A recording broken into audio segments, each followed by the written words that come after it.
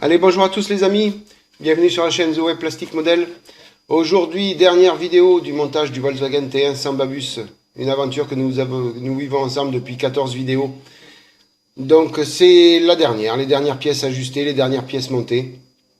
Donc hors caméra, j'ai fait pas mal de petites choses, notamment le montage des clignotants avant, qui ont été peints en orange translucide de chez Tamiya. Il y avait une pièce chromée et une pièce translucide à poser. Donc je vous les montre là sur la caméra. Des clignotants qui ne peuvent pas se louper. Je les trouve un petit peu gros pour le kit, mais a priori c'est à l'échelle du constructeur. Voilà, à l'arrière aussi, donc clignotant et feu de position. Donc peint en rouge translucide et en orange translucide. Pareil qu'à l'avant, une petite pièce chromée, une pièce translucide. Voilà, donc ça a été fait hors caméra, le collage aussi. Hors caméra, j'ai préparé les pare-chocs. Alors, la notice de montage me demandait de les peindre en blanc, brillant.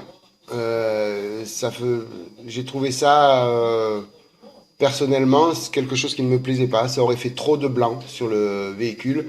J'ai décidé de les faire en chrome. Donc j'ai pris le AK Interactive de chez le Extreme Metal Chrome de chez AK Interactive. On va essayer de mettre tout ça dans l'ordre. J'ai peint tout ça en noir brillant, bien sûr. J'ai appliqué le chrome dessus. Et après, j'ai peint des petites pièces style les essuie-glaces que vous voyez là.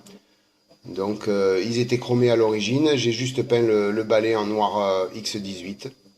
Et sur les pare-chocs, vous avez vu qu'il y a deux pièces de peinte en noir X18 aussi, qui ont été collées hors caméra. Voilà, donc dans cette vidéo, on va fixer tout ça sur le fourgon. Il y a les deux petits rétroviseurs extérieurs. Alors là, ils sont gris brut de grappe. J'ai pris la décision de les peindre sur le véhicule une fois monté. Parce que c'est très petit, donc à peindre un petit peu chiant. Et avec une pression non, mais la peur de les abîmer au montage. Donc je les ai collés sur les portes et peints sur les portes. Là j'ajuste les essuie-glaces, donc ils se posent très facilement, hein. Il n'y a pas de souci à ce niveau-là. Un petit peu de colle cyano et on ajuste tout ça.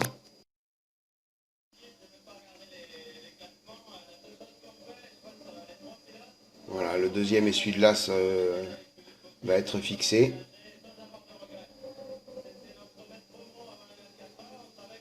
Après, comme je vous ai expliqué dans les vidéos précédentes, je vais fixer les portes au final. Les dernières choses à fixer, ce seront les deux portes et le coffre moteur. Donc, je ne reviendrai pas sur le fait du mauvais ajustement de ces portes. Vous avez tous vu ça. Voilà, donc vous voyez, le pare-choc, pour moi, chromé, ressort plus que si je l'avais fait en blanc. Je me suis dit ça allait faire trop de blanc. Et j'ai choisi aussi l'option, puisqu'il y en avait deux solutions, la version US ou la version Europe. Donc au niveau des pare-chocs, j'ai pris la version US.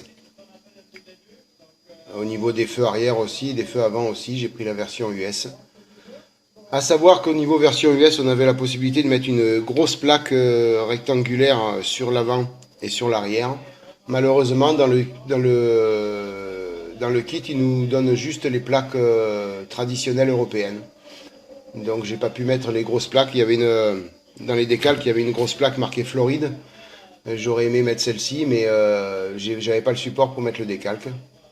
Donc j'ai préféré opter pour Samba Bus au niveau de la plaque d'immatriculation plutôt que de mettre une plaque d'immatriculation lambda.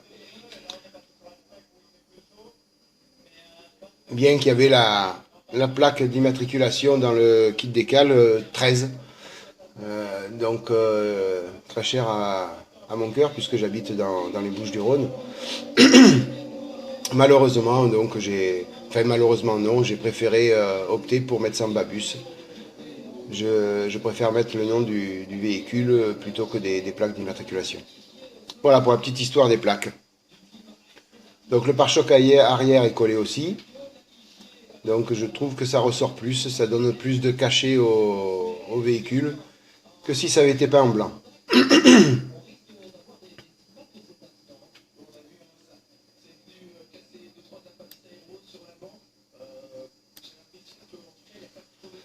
Voilà, donc là j'ai collé les rétroviseurs sur les portes et je vais les peindre directement dessus. C'est tellement petit que c'est préférable, enfin à mon avis c'est préférable de faire comme ça. Au pinceau ça va vite, on prend un petit pinceau fin et on n'a pas besoin d'être adroit au pinceau pour le faire. Ça passe tout seul. Voilà, je prends du chrome de chez Tamiya, chrome silver.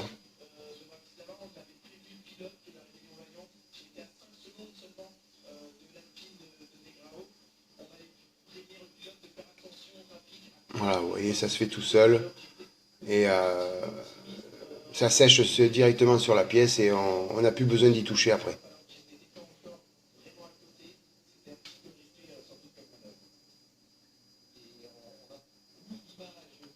Voilà, donc hors caméra, j'ai fixé, donc là je vous laisse découvrir la fin de la mise en peinture, mais j'ai fixé les portes et le coffre arrière sur la carrosserie. Je l'ai fait hors caméra, je voulais pas me louper à ce niveau-là, donc j'ai tout fait hors caméra. Vous allez voir tout ça bien sûr fini avec un slideshow qui va pas tarder. Voilà, le slideshow commence. Donc le kit est terminé et donc j'ai commencé à vous faire les photos. Donc un kit très agréable à faire. Donc je le recommande à tout le monde, même si il y a des soucis d'ajustement au niveau des portes. C'est quand même un kit très intéressant. J'ai pris beaucoup de plaisir à le faire. Et je ne sais pas si c'est peut-être moi, je pense, qui a mal ajusté tout ça, si les portes ne se ferment pas comme il faut. Parce que j'ai vu sur YouTube que pas mal de personnes qui ont fait ce kit n'ont pas eu ce problème. Donc j'en déduis que ça vient certainement de moi qui a dû faire des erreurs. Voilà, peu importe, c'est pas grave, j'avais décidé de laisser les portes ouvertes. Donc voilà, j'espère que ça vous a plu. C'est une vidéo très courte. C'était la dernière du Sambabus. Donc n'hésitez pas à liker si vous avez aimé, à vous abonner si vous aimez mes vidéos. Et puis je vous dis à très bientôt. Donc vont suivre un unboxing de la McLaren et puis d'autres vidéos de la Porsche. Allez, à bientôt et à plus.